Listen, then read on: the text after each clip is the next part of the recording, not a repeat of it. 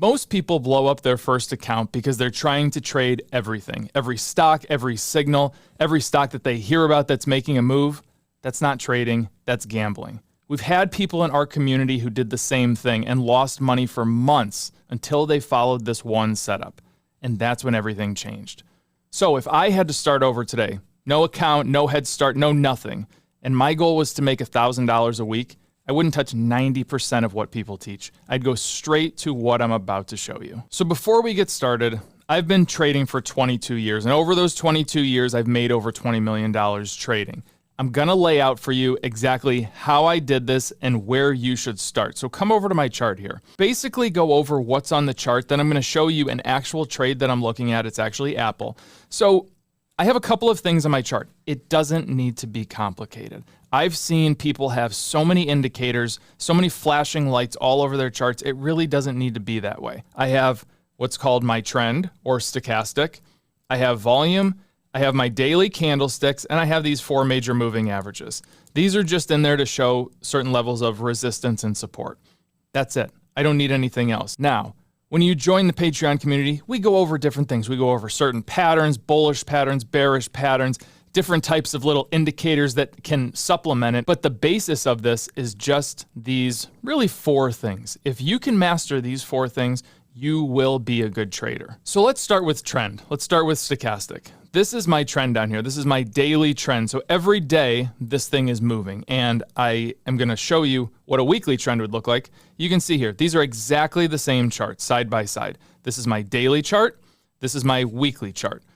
You can see that the trend down here is much slower. It doesn't really move as much. And in that same time period, you can see how fast and there's daily movement. So this breaks it down, what's happening during that day, what the price action is that day, what the volume is that day, how many buyers and sellers there are compared to our long-term chart. But we're gonna stick with the daily chart for the purpose of this video and for the purpose of trying to make that $1,000 a day. Now I wanna talk about this $1,000 a day. The goal is not to have you doing that day one. That's just unrealistic. And anybody that tells you that's realistic is outside their mind. You need to come in here and you need to paper trade, meaning trade fake money for several months to get this down and build up an account, build up your savings, do whatever you got to do, build up your brokerage account, and then go in. And the goal is to make $1,000 a day at some point. It doesn't need to be today. That's the big thing about this. I don't want people coming in here and saying, oh, I'm gonna make $1,000 a day. I'm gonna start looking at trends right now, volume right now. I'm gonna start investing. That is a way to blow up your account because you don't know what you're doing. This is simple. It just takes repetition and time to master. In that time to master that repetition, that's gonna take you to making that $1,000 a day. So let's continue on here. Let's look at the trend. What's the idea behind trend? This tells us what's happening day to day, where the buyers are, where the sellers are. And right now, Apple, quite a run here with all of the AI, tech, this and that. They actually gave their WWDC speech right in here. The stock crashed and it got to this certain level down here, about the 50-day moving average. That's his yellow line.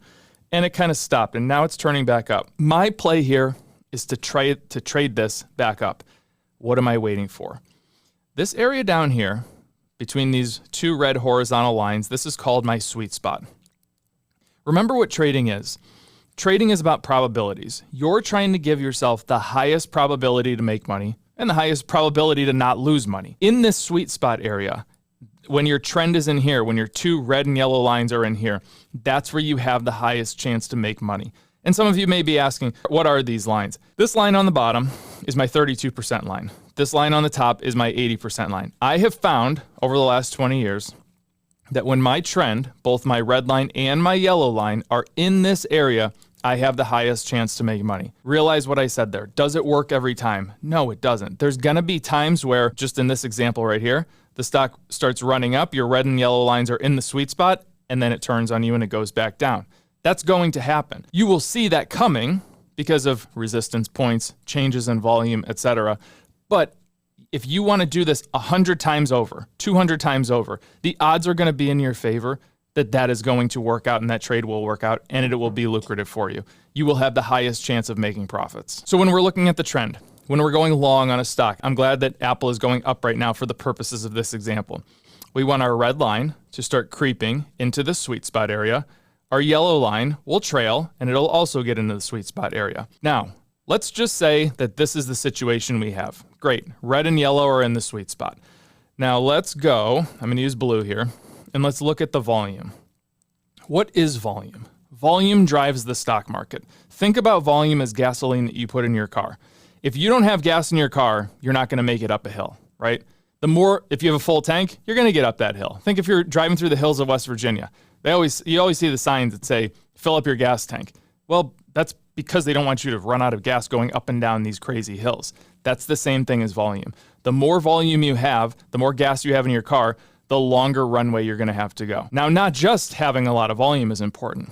It's everybody going in the same direction. And I like to compare this to a rowboat. If you're in a boat like this, do you need to have everybody rowing in the same direction to propel this boat this way? Or do you want to have a boat like this, and some people are rowing this way, and some people are rowing this way, and this way, and this way? What's going to happen? You're just going to start spinning in a circle. You're not going to go anywhere. It's the same thing with stock price. If you have buyers and sellers just pushing and pulling and pushing and pulling, the boat's not going to go anywhere. If you have everybody rowing in the same direction with a lot of gas, you're going to go in the right direction. You're going to go in the direction you want, which in this case is buying, so the stock price will hopefully go up. So now that we understand trend and volume, let's go to what a buy signal looks like. There's different types of candles that are out there.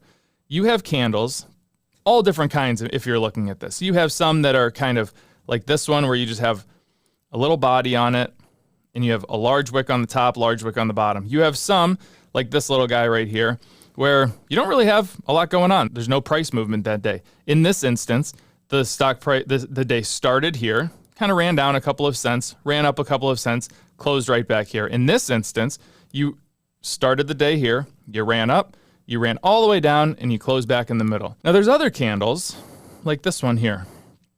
Actually, these two. These are called engulfing candles. Candles that are thick and full-bodied and take out the price of the previous day. So if you have a price like this of the previous day, this candle is larger than this day, and it's also full-bodied. So this means that you started the day down here, and you ran up and you closed the day up here. Wicks tell you where the stock price was. So if you don't get a pullback, if you don't get something like this means that the stock price was up here at one point during the day, but it pulled back down. Let's see, here, this little candle in here. It was up here, it pulled back down. This candle was up here, it pulled back down. So the wicks that you see show indecisiveness, or the buyers are there and then the buyers leave. The sellers are there and then the sellers leave. That's why we like to see these engulfing candlesticks. It means that in this case, you have buyers on your side and they stay there throughout the entire day. They're not taking profits. They're looking to trade it the next day. And if we look, we could see we had an engulfing candlestick here. We had an engulfing candlestick the following day. Nothing really happened. This was not a buy signal. This was not a buy signal, not a buy signal, not a buy signal. Maybe a buy signal in here. A couple of buy signals right in here. But these are the candles that you're looking for. So when you put all of this together, you put together a good trend, moving through the sweet spot, giving yourself the highest probability to make money, good volume, people rowing in the same direction, having a lot of volume.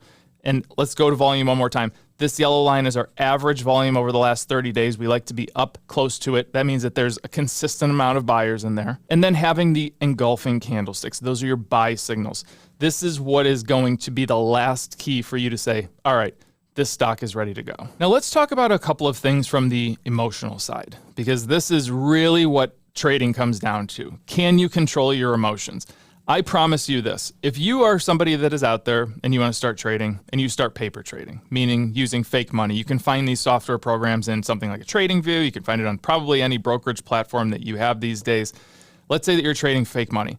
The second that you go to trade real money, I don't care if it's $1, and I don't care if you lose 1 penny, which would be 1%, it will emotionally affect you. You're going to look at that, and that 1 penny is going to mean more to you than it ever has before. That's just how it goes when you start trading real money. So we need to be able to tame these emotions and not just jump at everything. That's where understanding these key things, the trend, the volume, having a checklist to go off of, which that's something where a checklist is very important. You can actually find my checklist in the link in the description below. It's free. Download it, take a look at it. These are just the little things that I go through. Even to today, I go through and say, okay, am I missing something? Because one little thing can be missed. I'm going to explain something real quick. This is our bid-ask spread up here. Remember, the stock market is a market. You have buyers and sellers. You have people negotiating prices all the time. Obviously, somebody selling you something wants to sell it for more than it's worth. Somebody buying something, you want to buy it for as cheap as possible, right? That's where this little spread up here comes in. This tells you the discrepancy. You see this 21 cents right here? It means that there's a 21 cent difference between what the seller wants to sell it to you for and the buyer wants to buy it to you for. This is something to pay close attention to. I like to see this number between 1 and 5 cents. You can see we're bouncing right now between 10 cents and 21 cents. Sometimes you're going to see this at $1, which is insane. That means that there's some type of manipulation going on in there. Missing that, I get a lot of people that often say to me, every time I buy a stock, and you might be in this boat, every time I buy a stock, it goes down. Why? Because you probably didn't look at the bid-ask spread. Probably don't even know to look at the bid-ask spread. But as soon as that seller finds the sucker in the room to go and buy that stock, what is he going to do? He's going to drop the price and he's going to try to go find the next sucker. That's exactly what goes on in the stock market. And that's where something like this bid-ask spread can give you a little indicator. So if on this checklist, you're going to see bid-ask spread, 0 to 5 cents, 0 to 10 cents, whatever is on the checklist. It's very important that you go through and follow these things because these little details, in the end, before you make a trade, can cost you a lot of money for really no reason other than just knowing to pay attention to it. Actually, if we look at this is up to 40 cents right now. There's a very big difference right now on Apple with this bid-ask spread. I would not be trading this right now. Now let's take it to the next point, the time. I like to trade after 10:06 in the morning. I challenge you to do this. For the next 5 to 10 days, next 5 to 10 trading days, go and look at the stock market at 9:30 in the morning and just watch it for 30 minutes and see what happens. You're going to see chaos. You see stock prices going up and down and up and down, and I want you to look at the bid-ask spread and see what's going on in there.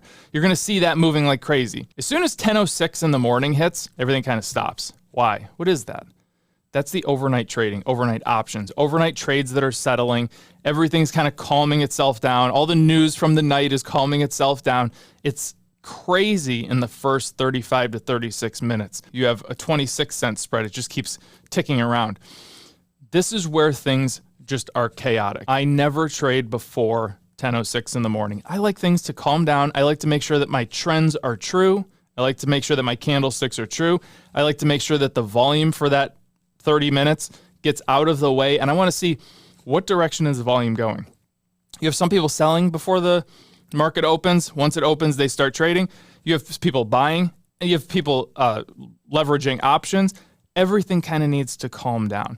That's the importance of trading after 10:06. Now with the checklist, that's one piece of this puzzle. But something that I wish I had a checklist in the beginning, but something else I wish I had when I first started trading, and if I could start over today, having the resources that we have today, it would be a community. Just people to bounce ideas off of. We have a Patreon community of like-minded people. That's the great thing about this. Everybody has the same goal. We've had people there for 6, 7, 8 years who trade full-time now. They quit their jobs. And we have other people that just want a hobby, or they just want some extra income, or they just want to have fun. There is a place for everybody here. And the great thing is those experienced members are daily helping the new members. Doesn't matter how old you are. Doesn't matter where you come from.